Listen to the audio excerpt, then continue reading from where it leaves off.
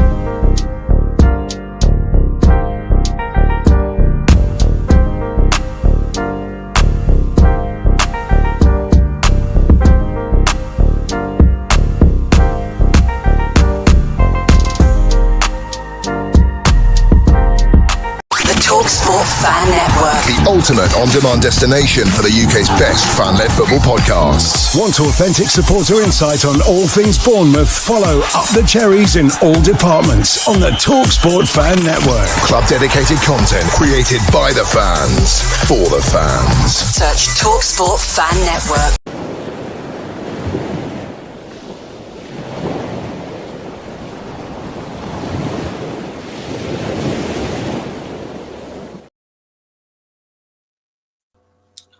Oh, little technical glitch there. And we were just saying how well things are going this morning. Hello, everybody. Welcome back to Cherry AM. It's Friday. It must be because us two are sat here in front of you. Obviously, this morning, I'm joined as always by Paul from Oz. Paul, how you doing, buddy? Terrific. And you know what? 5 o'clock on the dot. Wonderful stuff. Wonderful. 5 o'clock on the dot, so no yellow cards, no VAR jokes. No, not needed, mate. No, always great to be on, Matt. Terrific, pleasure. Yeah, always great to have you on, Paul, as well. So, we'll get cracking, and let's have a look in the chat. There seems to be quite a few comments in there already. Looks like there's over 20 comments already to go through. So let's quickly get our way through these. First in the chat this morning, as always, Malcolm. Good morning, Matt, Paul, and everyone in the chat. Bring on the 3 points tomorrow. Paul and myself will touch briefly on the Wolves game very, very shortly. And, of course, there's also the match preview show, the Dean Court Social, which is out now on the channel. So if you haven't checked out our match preview show, do please give it a look. It is now out live on the channel. So, do check that one out. Good morning, Chris. Great to have you with us as always, buddy. Hope you're well. Malcolm having a chat there with Chris. Darren Hurst, g'day. Bruce, Sheila, and all in the chat. Good morning to you, Darren. Great to have you with us as always. Chris, responding to Malcolm there. All good. Glad you're all good, Chris. G'day, Sport. What's your favourite colour? Blue. Here we go. Got the Aussie banter going on here, Paul. Is that Dame Edna Everidge, wasn't it? On there, is that Chiverton bloke? Is that Dame Edna Everidge, isn't it? Or what? I'm out. Sorry, that's best I could come up with. Good morning, Paul. Great to have you with us as always. And Vanessa. Always good to have you with us, Vanessa, on a Friday morning. Greetings from Bournemouth and the Watkins. Yeah, lovely day in Bournemouth today. Beautiful. Not a cloud in the sky where I am. So, it looks like it's going to be set to be another nice day here. Been a bit cloudy this week, but overall, can't complain about this summer. It's been lovely. 10 degrees and drizzle. 10 degrees and drizzle. God, that does sound like England. Yeah. Liam, good morning, everyone. Liam, thank you very much for joining us as always. And Liam reminds me here that Cherry Picking will be on the channel from 9 o'clock this morning, where Liam is a guest. Right. He joined Malcolm and Craig. And the theme this week is called New Kids on the Block. The panel take a look at all the recent signings and look at the players in a bit more detail. So yeah, do tune into that when you can, and it goes live on the channel straight after this. Malcolm, morning, Paul and Vanessa. Paul, Ollie, I hope. Paul, good morning, Mal. Chris, morning, Matt and Paul. Hope we're both well, Chris. Glad you're well as well. Hi, Liam. It's a lovely little community, this. Everyone's saying hello to each other. Yeah, it's really good. Yeah, see everyone asking how each other's are, how everyone is, and yeah, it's lovely. Nick, good morning, Nick. Thank Crunchy, it's Friday. Yes, we're through another week, just about. So yeah, well, I'm lucky because I'm not working, but for those that are, not long till 5 p.m. before most of us clock off. So Paul, thumbs up there. David, morning, Matt and Paul. Hi, Morning, Dave. David. Thank you for joining us once again. Great to see you. Dean Court Social was really good. Yeah, cheers, Malcolm. Yeah, no, it's something that we've been working on throughout the summer, and yeah, it's going to be our main preview show now for the matches, and yeah, it will be out each Thursday for the Saturday game. Saturday or Sunday game, the preview will be out on a Thursday. So yeah, and stay tuned to this weekend because there will be a little preview come out at some point for the Brentford game, but it would just be a short one. Hi Mal, yeah, see everybody is lovely in the chat. Everyone saying hello to each other. It's great to see. Nicholas, yes, so son-in-law. Correct. Yes. Correct. Hi, Nick. Hi Nick, thanks for joining us. And David DaCosta, good morning, Dave. sir. Hope you're well. And Liam's hi. It's just lovely. Everyone's all lovely little community. Dan Short, morning, Nick and Paul. Off to TikTok Tea Gardens for the Dorset Children's Foundation. Well, it's a lovely day for it, Dan. So you got the weather. Hope you have a great day. Well, of course, let's get started. Obviously, we're going to touch now just a little bit on the Wolves game. Well, I say a little bit. I'm not going to say too much because if you want to know what I think about the Wolves game, obviously do tune into this week's Dean Court Social, where I give my views and my score prediction and everything else about it. But this is where Paul's going to come in. Paul's going to give his thoughts on it. And there's a big Wolves fan base in Oz, isn't there, Paul? There is locally in a town called Bundanoon, which is about half an hour from here. It's in the Southern Highlands, and it's the Scottish part of the Southern Highlands up there. So a few people up there. I might just give a shout out to a couple of people, to John and another John and Jeremy, and it's Andy. So there's a few up there. Yeah, John, Jeremy and Andy. Got to get that right. And on a Saturday morning, I think it's great. On a Saturday morning, they go to the local cafe on the main street and they put their Wolves flags up and they have a team meeting about the game to come up, you know. So it's a whole great thing up there. But look, as far as Wolves go, I think they had a decent season last year. They finished 14th, 46 points, which was actually two points less than Bournemouth, but I think they had a good season. But things don't seem to be quite where they should be this year, from what I've heard from these guys in Bundanoon. They lost all three of their pre-season games. They lost 1-0 to Celta Vigo. They lost 2-1 to Girona. These are only friendly matches, and they also lost to RC Lens 3-1. So, you know, it's not a big deal, but again, you know, you'd like to see something. If you were a Wolves supporter, I think in the friendlies, you'd like to see something from those games. But also, my friend from Bundanoon, who is, you know, the gang at Bundanoon there, say that they feel they're three short on their signings at this point in time of where they should be at. So as far as Bournemouth go, you know, perhaps we're playing them at a good time if they feel that they need to bring some people in. Also, I got some inside goss from a about Wolves that their manager, Vitor Pereira, is working on more noise from their fans. So they want a lot of noise. He feels the fans are not giving enough noise to support the team. So whether that shows itself at Dean Court that's tomorrow your time, isn't it? Yeah, whether it shows itself at Dean Court on Saturday, I don't know. But I guess he's talking about the home games as well, because at Dean Court, when the fans go off, mate, when Bournemouth fans get rocking, it does rock, doesn't it? Dean Court, it rocks, mate. Yeah, it can.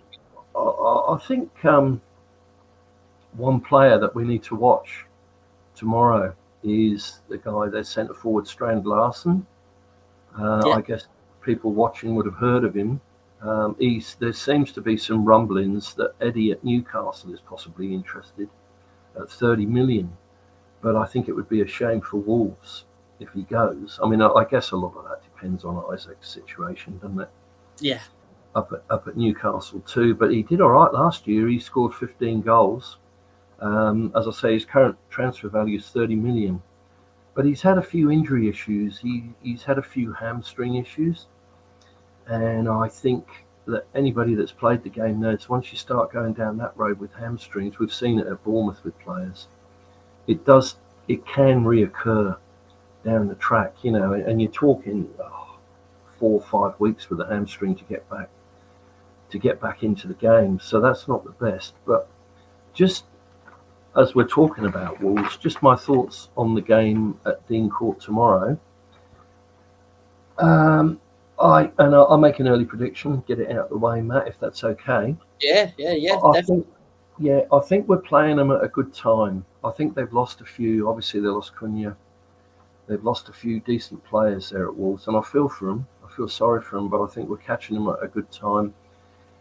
And I think with our incomings, I think we're going to be all right. I'm going to go close, but I'm going to go for a 2-1 win to Bournemouth, 100%.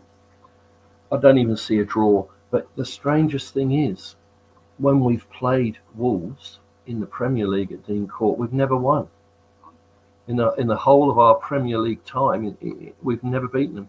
We beat them in the Carabao Cup on penalties. But that was the only time. We've lost every other game. But what else is weird is that Bournemouth have never lost their first home game in the Premier League since 2017-18. Yeah. So we've never lost an opening match at Dean Court since 2017-18 season. But again, we've never beaten Wolves in the league at home. It's weird, isn't it? The stats. Yes. Yeah, and myself and Craig were talking about that on the social, how they're a bit of a bogey, they're a bit of a bogey team at home, aren't they? Very much. Yeah, it does make you wonder, doesn't it? But I don't know. I think the positives I take from the Liverpool game, I think we can beat them. We can beat them tomorrow, I think. Yeah, and I'll make it brief because I'm sure we've got plenty to cover. But I do like the look of the new Scottish winger Ben Gannon-Doak, and as I believe he has come out in public and said that he wants to be called Gannon-Doak because it represents both of his parents, which is lovely. Right. Yeah, lovely. Very nice. I'm pretty sure he'll be involved at some point. I'm not sure if he'll start. I think he'll start David Brooks personally, and I think he might come off the bench at some point to play a part. But I'll watch this guy, and the only reason I managed to catch him about 6 months ago, possibly, I was watching Ryan Christie play for Scotland. Yes. And I think they played Poland and they played Croatia. Yes. And he came on in both games, and I thought, wow, who is this bloke? He is that quick. This guy's 19, that quick, and he turns a player and he's gone. And I don't want to be negative about him, but I feel that once a fullback gets taken a couple of times by him, they're going to put in a few heavy challenges on him.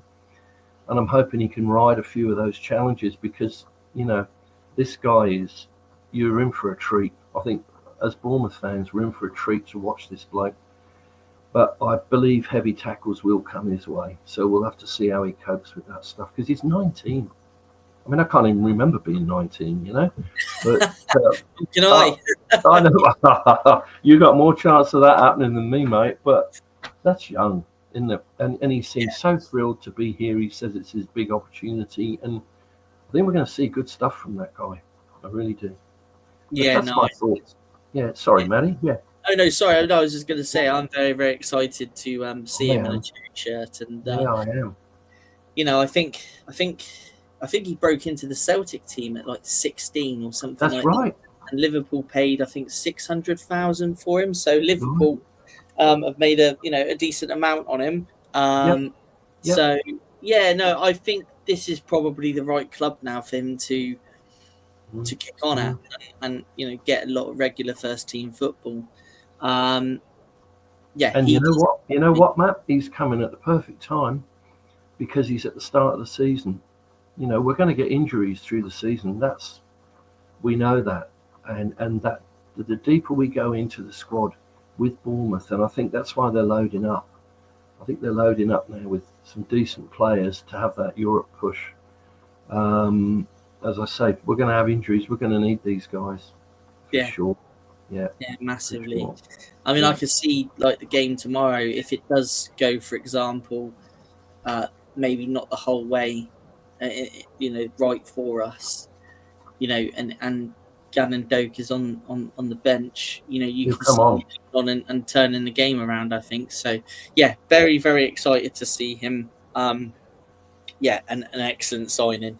We'll touch a little bit more on some signings very, very shortly, actually, because we're just going to touch on Bill Foley's time at Bournemouth in the transfer window. But let's just quickly go back to some of the comments. So Dan Short, tucked in a bear suit all day. Oh, I hope it's not too hot for you, Dan, because that's going to be quite hot in a bear suit all day. Paul, lot of Brummies moved to Australia. Yes, there's a lot of Brummies out in Australia.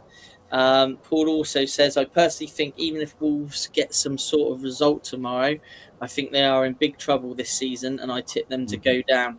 I do agree with you on that, Paul. I think they will be in a bit of trouble this season.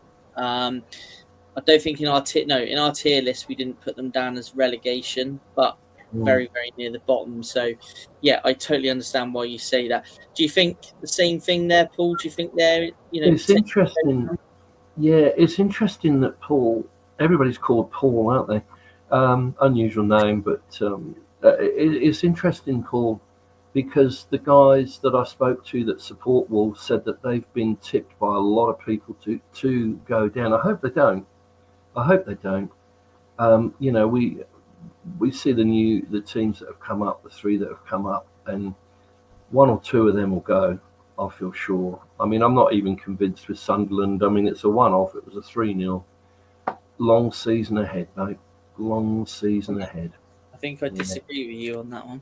But let's see who's right at the end of the season. That's right. Time will tell. Time will tell. That's it. Yeah, I mean, they're still knocking on the door for Mepham, as are Sheffield United and Wrexham. There's all of those three are knocking on the door for Chris Mepham, and I still think Bournemouth will hold him until we have somebody signed up.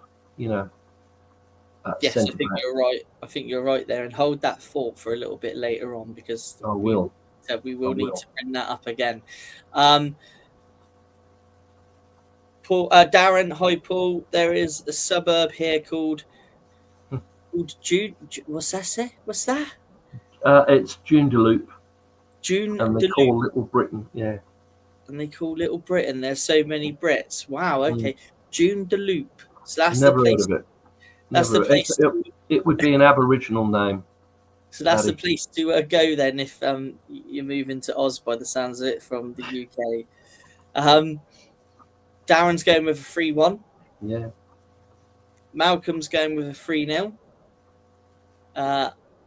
Nick will take that one, Malcolm. So, Chris is also going 3-0. Dan Short's also going 3-0. And he's even predicted the scorers, look. Evan Nilsson, Adley, and Doak. Let's see. Matt, would be some start for them too if they do score tomorrow. Do you know, Matty, it's funny today at lunchtime. It sounds me funny saying that because it's evening over here, but it was crossed my mind about Evan Nielsen. He's due something. He's due. He didn't do much in America. I think he might get a goal. I think there's something on the horizon for him against Wolves, but we'll see. I'm always wrong, but I agree with you. I think as soon as he just needs that goal now, doesn't he? And once that goal, similar to last season, he went a few games, didn't he? I think it was until the Southampton home game that he scored. And I remember saying at the time, he'll get a goal tonight, and that'll be the start of it. So I think that's what he needs, is just a goal, get that goal under the breed some confidence, and I think he'll have another good season again. I really do. And you know what, Matt? Well, with what you're saying very briefly about Evan Nielsen there, I'm thinking of that Southampton goal. You know how he got on the end of that cross? Yeah. Where he just throws himself in midair, doesn't he, and connects, and the ball's in the net. He's just superb being that Brazilian style of play he's got. And I think with this Gannon Doak, if he gets down that right wing, he starts putting those balls in for him. Who knows where that could go? Because that seems to be what he does. That seems to be what Gannon Doak does. He gets down the line, beats a fullback, cuts inside and puts in those low balls into the box. That's what he'll be doing. Yeah, he could be just that missing piece, couldn't he? He's good, mate. Yeah, he's good. Yeah. Well, here we go. This is the son-in-law's prediction then, Paul. Oh, okay. There we go. Home win 2-0. Yeah, could be.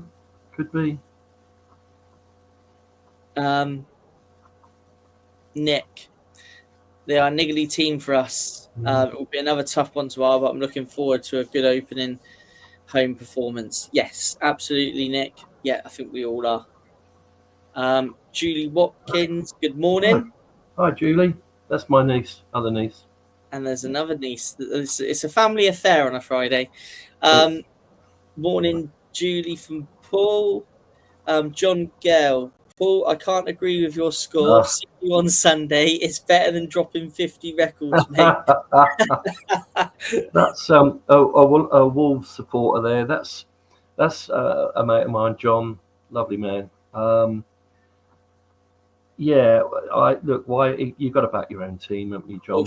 But it's great, and we have a good camaraderie. We have a good joke about it, and when I go out there, I don't know the score, and I get a lot of clues, which I don't want to get off of them, and a lot of,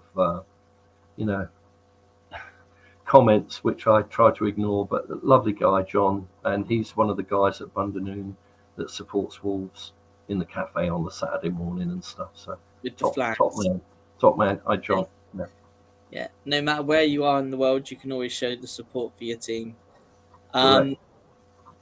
Keith, morning from Christchurch. Good morning to you, Keith. Hope you're well. Nice to see you in the chat.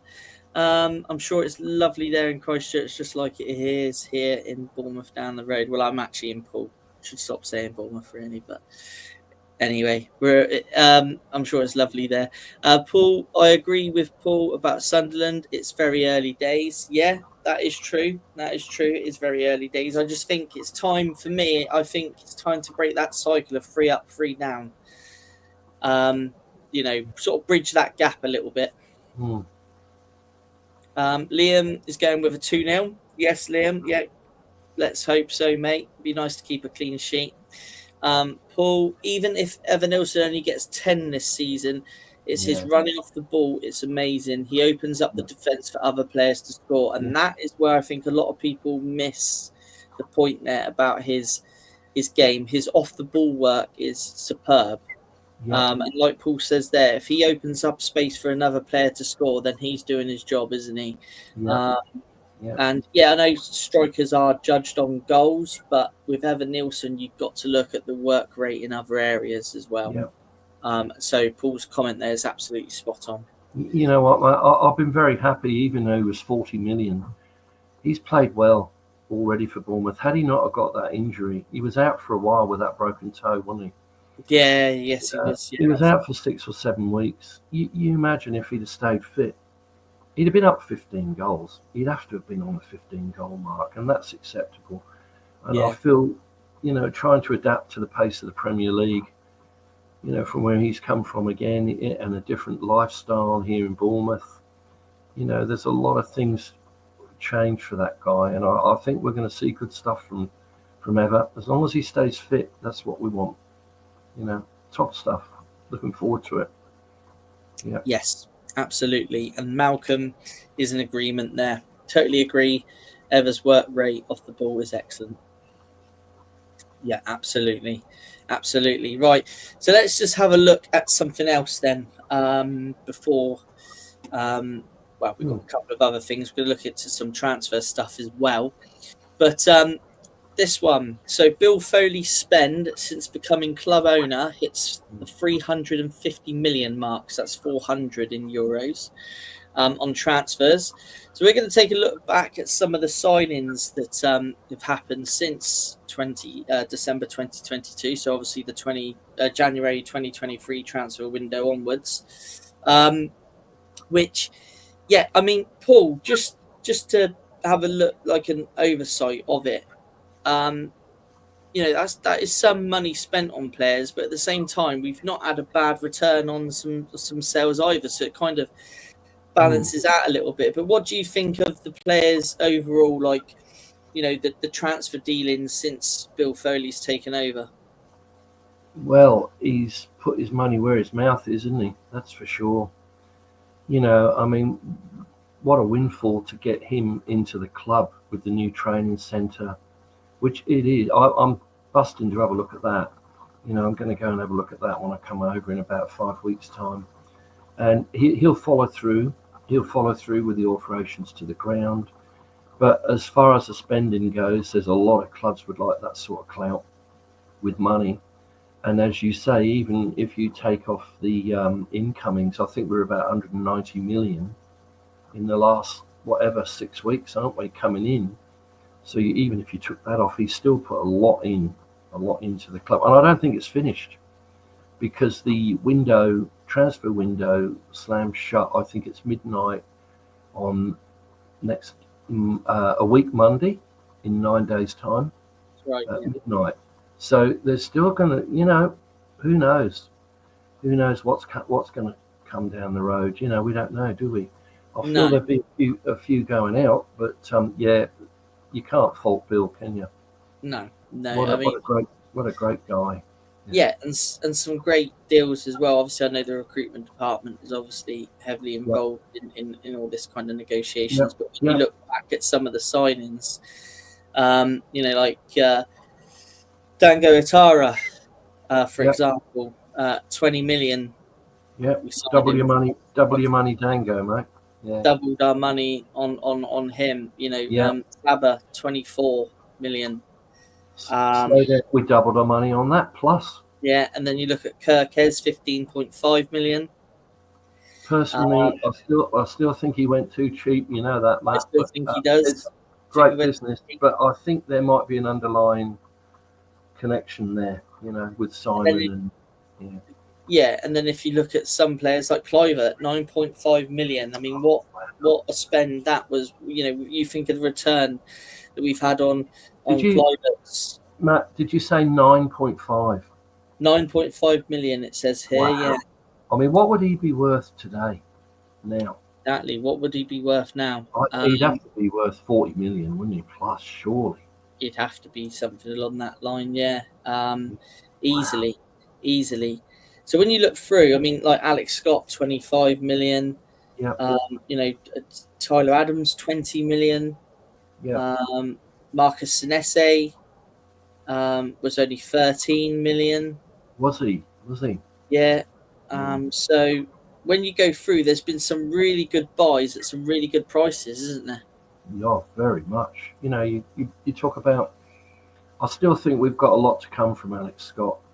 I think he needs another season under his belt, and he needs regular game time to bring out who we know he can be. I mean, he came in with a lot of hype, didn't he? When he arrived here, everybody said he's a brilliant player. You see it in flashes with him. Personally, I see it in flashes with him, and then he sort of fades out of the game a bit and comes back in. But he's still young, isn't he? I think he's still only 21. And, he'll mature another couple of seasons if he can keep progressing. Who knows? He might really come good this season. He's going to have a lot of competition in midfield with who we've got on the books. Yes. Especially if Ryan Christie's back and all the other stuff, all the other guys come back. He's going to have to be on it. But again, we're going to get injuries. We're going to get suspensions. It's going to happen. Tyler Adams, what a buy he was, Tyler Adams. I really like him. Him with Christie in the midfield, I think, are a brilliant pairing. But you can't fault the team. They've done a great job. Great job. Yeah, no, totally. I mean, it's kind of summed up by saying, and it says over 350 million with a mix of marquee signings and high potential youth talent, and I think that kind of really does sum up that period, doesn't it? Yeah. And you know what, Matt? I'll tell you what they're talking about. Gannon. I'm going to keep calling him Ben Doak. I tried Gannon Doak, but even people are sort of think, well, 25 million for him. But you know what? I think he'll really do well this season. That guy. Yeah. I really do. I'm sure they'll start him off the bench, get him off the bench at some point with Wolves, and I think they'll give him a full game in the Brentford game, in the cup game. And by this time, in a couple of weeks, you're going to see what that lad's all about. But time will tell, Yeah, no, absolutely, Paul. And like I say, it's it's been one hell of a period of time, and now they obviously hit that milestone of 350 million. You look back at the signings there, and Semenyo 10 million. Wow, that's and it just really makes you realise, doesn't it, what great business we've done over this period. Yeah, I'd be interested in the comments, just briefly, if anybody's got any thoughts on it, what they feel Semenyo's value is at this present moment. Personally, he's got to be up between 70 and 80 million after that performance at Liverpool, hasn't he? He's got to be up. I would say so now. I would say so now. Yeah, absolutely. I think it's got to be the 70 million mark now. I watched that second goal again that he scored, against Liverpool. He really got that not too far away from his own 18-yard box. Yeah, I mean, credit to Toure as well. I mean, the pass he put into him, and then obviously Semenyo done the rest. And what a run, though! What a run! I'm sure not many. Yeah, I'm sure not. He went round Van Dijk like he wasn't even there. Yeah, and I'm sure. Great centre back, world class centre back. Well, he went round him, mate, and he left him for dead. I'm sure not many opposing players have scored goals like that at Anfield. So brilliant. Definitely one goal that I'm sure he'll look fondly back on. You know what? I know, and again, I know it's the first game of the season, but it would have to be up there for goal of the month already. It must be. I mean, because you're not going to see many goals like that, mate. It's got to be a contender, hasn't it? Definitely. Yeah. It has to be a contender. I mean, Richarlison's overhead kick, or whatever it was he did, that scissor kick, I thought that was a good goal too. But they're different types of. Oh. Has he frozen for me, or was he frozen for everybody else? I think he might have frozen for everybody else here. I think I might be going solo now. But let's go back to the comments just quickly before, and let's see if Paul can rejoin me. We're back. Oh, we're back in the room. Okay. Yeah. Sorry, Paul. We didn't quite catch what you said at the end there. If you just quickly reiterate what you said. Yeah, was I talking about Semenyo? Yes. I know. I was saying that the way he went round Van Dijk, like, a supposed world-class centre-back, which he is, but he left him for dead, didn't he? He turned him and he was gone. Yeah. And he hits that ball with such power. You see those shots, he just, either foot, you've got to be up 70, 80 million for me. Yeah. We don't want to lose him under any circumstances, but... No, definitely. No, I totally agree with you. We definitely don't want to lose him under any circumstances, do we? Let's jump back into the comments just quickly before we move on to our next topic. Paul, best owner in the Prem. Do you know what? I think, not being biased, but he's got to be up there, isn't he? He's been an excellent owner. And, when you see how some ownerships are, not just in the Premier, well, across the whole of football. I mean, you look at the situation, even clubs like Morecambe were in until just last week, earlier on in the week when, they actually managed the new ownership were able to take control. Some owners don't understand the football club, do they, and what football means to their fan base. Right. Whereas Bill knows, in my opinion, I think Bill just knows it like the back of his hand, and knows what's important for the fan base and what's important for the club itself. And I think under his ownership, this has just been one hell of a ride, and long may it continue.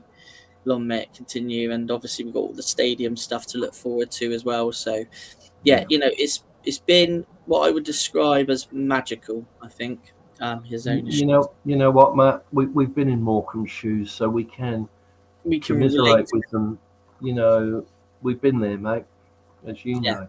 Even in the 70s when I was living there, it was pretty dismal stuff. Mid 70s with your 2,800s on a Tuesday night, etc.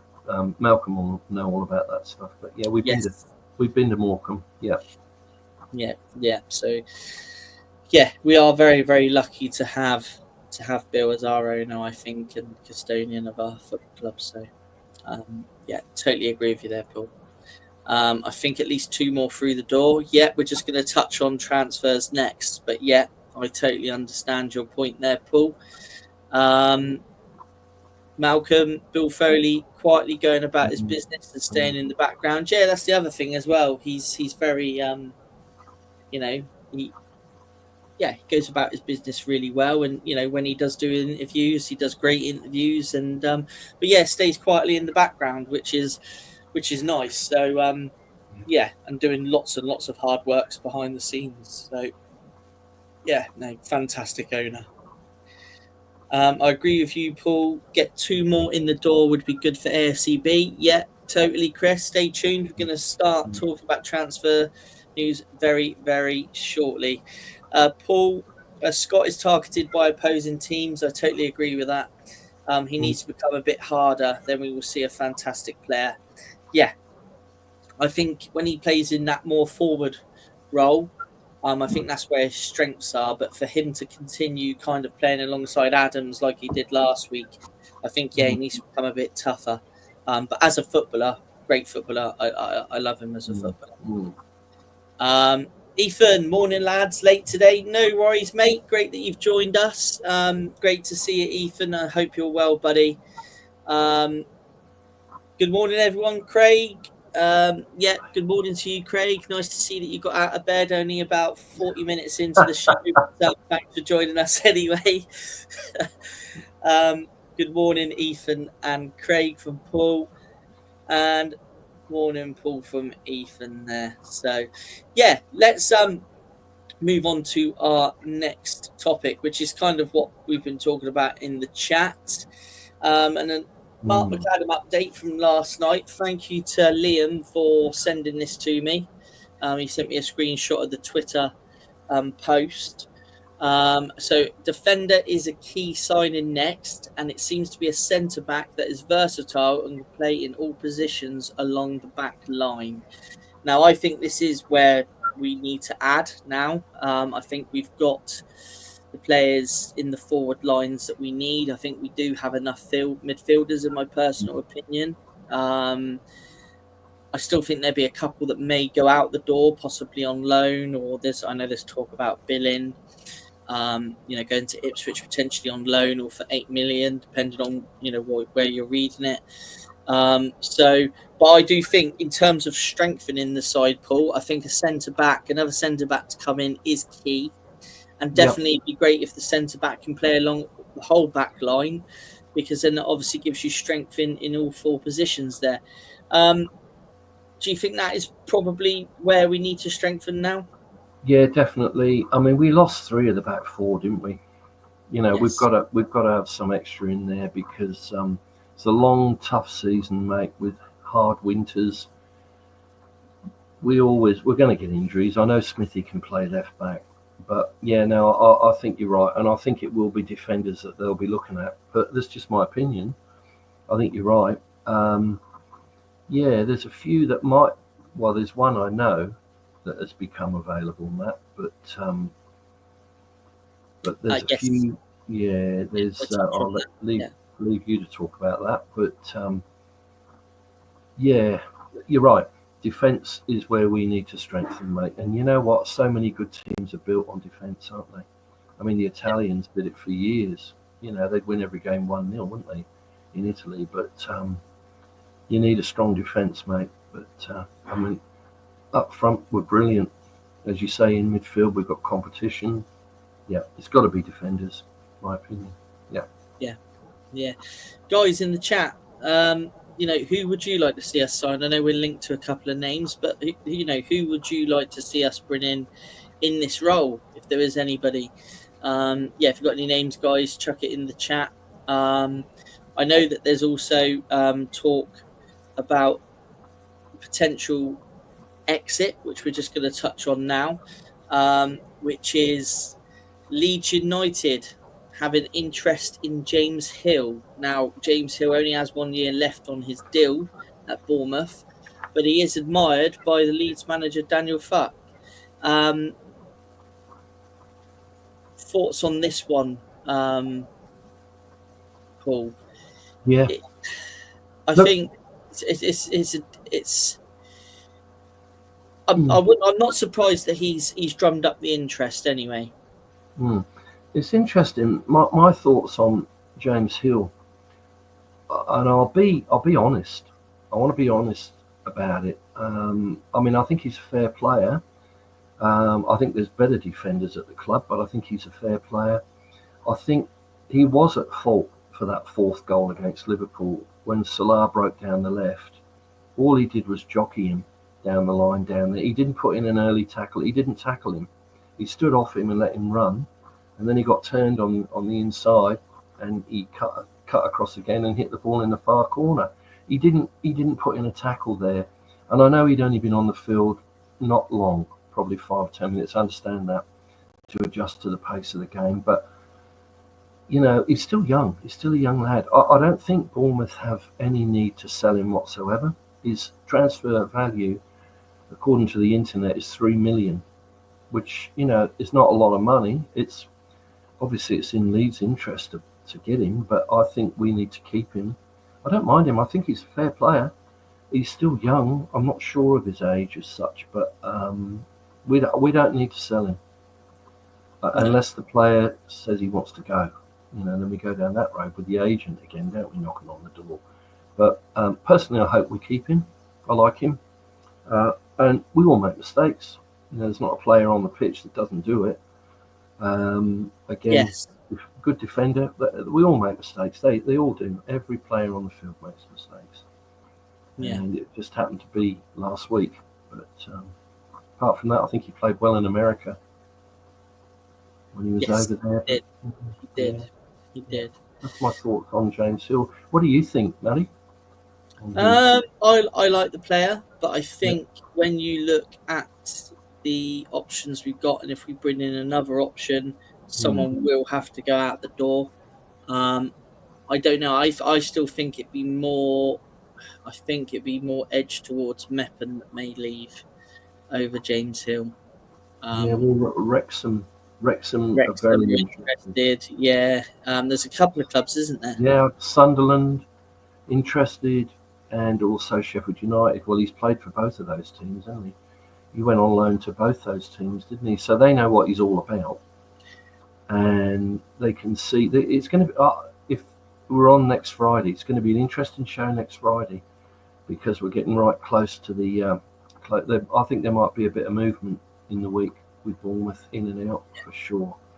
Yeah, definitely. Yeah, again, what you said about Phil Bill, and I was actually thinking about poor old Brooksy. He's played so well, and I really like David Brooks. It must be unsettling to see these guys come in, but I think Andoni is right on. He wants to keep David Brooks at the club. He's shown that. He's shown him by starting David Brooks, and he's been on form. Brooksy, I'd put my money on he'll start on Saturday. I think Brooksy will start with Semenyo on the other side. But just my opinion again. But yeah, it must be unsettling for people seeing it. But, Yeah, it must be. It must be. But all good competition. And it must be great for the manager. Just before we wrap up and we go into the comments one last time, don't forget, guys, Cherry Picking goes live on the channel at 9 a.m. It's not live, but it goes live on the channel at 9 a.m. And this week, Craig is in the hot seat, and he's joined by Malcolm and Liam. And they will be discussing the new kids on the block. So they will look back at the 3 most recent transfers. They'll look into them in more depth. There's stat comparisons. So yeah, do tune into that when you can. And like I say, that goes live on the channel at 9 a.m. pretty much straight after this show. And also don't forget the Dean Court Social. That is out already. That's our match preview show for this weekend's game. And also there was a special interview that came out Monday evening that Craig did. And do you know what? I've totally forgotten who it was, but he was on X Factor. I think he was. I'd have to look it up, but there's a special interview. I'm sure if Craig's in the chat here, chuck it in the chat. And it was a good interview. I know the guy. He comes second on X Factor, and he was part of Sam and Mark. Mark. Forget his surname. A Wolves fan, anyway. Was he? Yeah, he's a Wolves fan, and it was a good interview. So he talks a bit about his career and his love of football and things like that. So lots of stuff on the channel. Matt, just before we wrap up, there is one thing that I'd forgotten to mention. It's my fault. I should have mentioned it. That just on the internet, you never know what to believe, but apparently Nathan Ake has become available at 25 million. Yeah, there you go. There you go. Yeah, so this was the question I was going to just ask at the end here. So I'm sorry. I'm glad you brought it up because he is said to be available, isn't he, for 25 million? Yeah, 25. I thought you'd forgotten, Maddie. Yeah. No. But no, thank you for bringing it up, Paul. Sorry. I was just plugging some of the programs there before we went off. But yeah, you're spot on. He is available, isn't he? And I know he's linked to Everton. Read last night, Everton. Yeah. Now, Nathan Ake. How about Nathan Ake return to Dean Court, eh? Now, if you look at the type of defender from what Mark McAdams said, looking at a defender that can play along the whole of the back four, that's something that Nathan Ake has done before. You know, he's played left back, he's played centre back. I know he's even played in a holding midfield role at times, I think, when he was on loan for Watford. I think he might have done it for during the game for us before when somebody went off, and I think he slotted into that role for a bit of cover for a game. So, versatile player, 25 million, a player that I've personally always liked and thought was top quality. Guys in the chat, would you bring Nathan Ake back for 25 million? What do you think? Would you, Paul? Yeah, of course. I'd love him to come back. You know, we use the word legend. I think he's nearly there as a legend. You know, that Liverpool game where he scored that winner in the last minute. You know, the memories we have of Nathan Ake have been happy ones, mate. I think he is a little bit injury prone, but the one stumbling block is his earnings at City. I don't know how they're going to get around that. Even Everton. Reportedly, he's earning £160,000 a week. That is an insane amount of money, isn't it?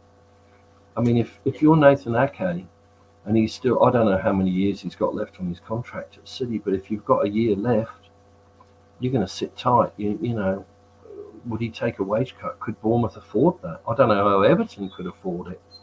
That's a lot of money, isn't it? 25 million, or maybe take him on loan, even if they do that, because they've already got Grealish on loan, Everton, haven't they? Yes, they have. I don't know what on earth money they'd be paying him up at Everton, but to bring him on top of that, I mean, Nathan's he's a reliable player, brilliant player. We've all seen him, haven't we? Yeah. Just a question. Player. It's just a question out there just to ask and see what everybody says in the chat. And I think there's a few comments coming through. But would you have Nathan Ake back if you could? I would. Like a shot.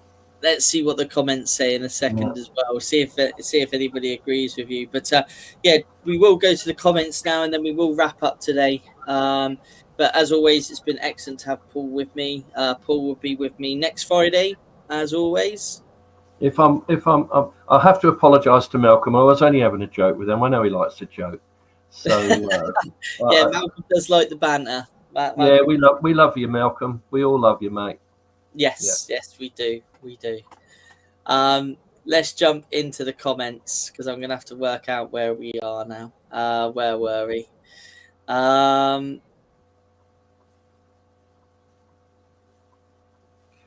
Right, there we go. Liam Humby, morning, Ethan and Craig. Paul Hill is wanted by Leeds yet, which we've just touched on.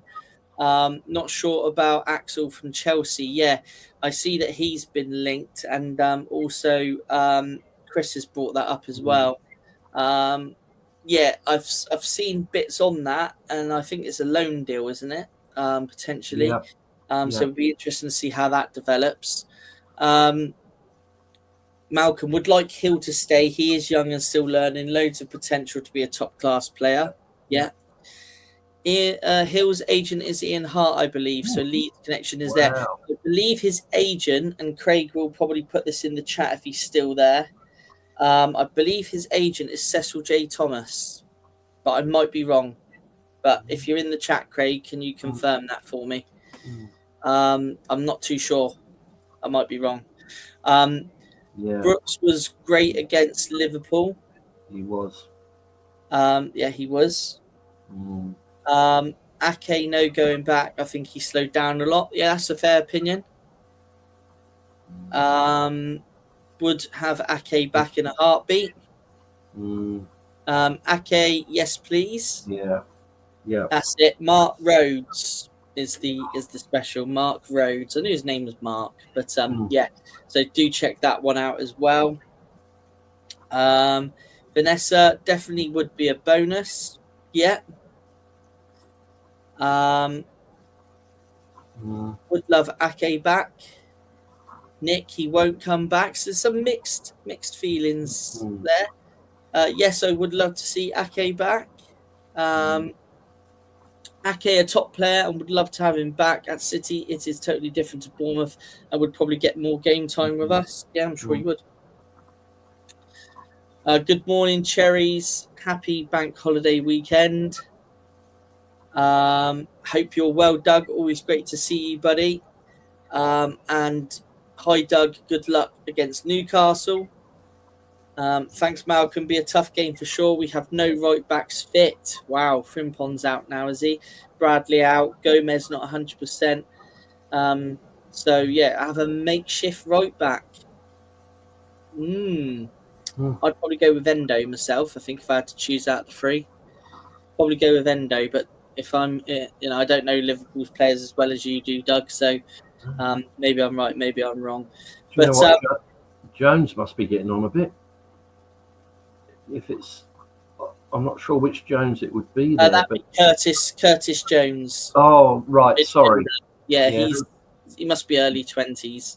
They've had a lot of Joneses, haven't they? Up at Liverpool. They've had quite a lot of Joneses over the years, haven't they? Yeah. They have. But well, football's well and truly back. It was great last weekend to have football on every day. It was nice to have the game on the Friday night, and then I could enjoy the football on the Saturday and the Sunday, and even the Monday night. I watched that game. So yeah, football is back. Loads of it. So I'm sure everybody's enjoying that. But obviously, the most important thing is the game tomorrow at 3:00 at the Vitality, where Bournemouth face Wolves. And let's fingers crossed we can get ourselves our first 3 points of the season and really kickstart it. So, but until the next one. From myself and Paul, thank you for joining us, and we will see you. Well, me and Paul will see you next week, and the guys will be back from Monday at 8 a.m. with Cherry AM as normal. Even though it's Bank Holiday Monday, we still will be here. So until the next one, catch you later. Yeah, see ya.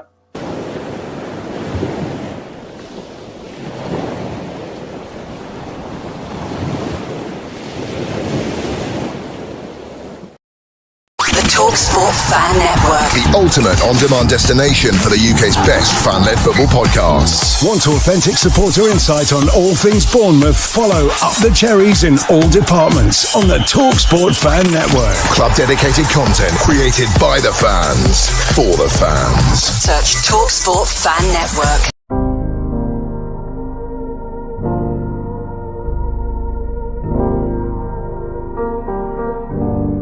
I should be like you, Mel.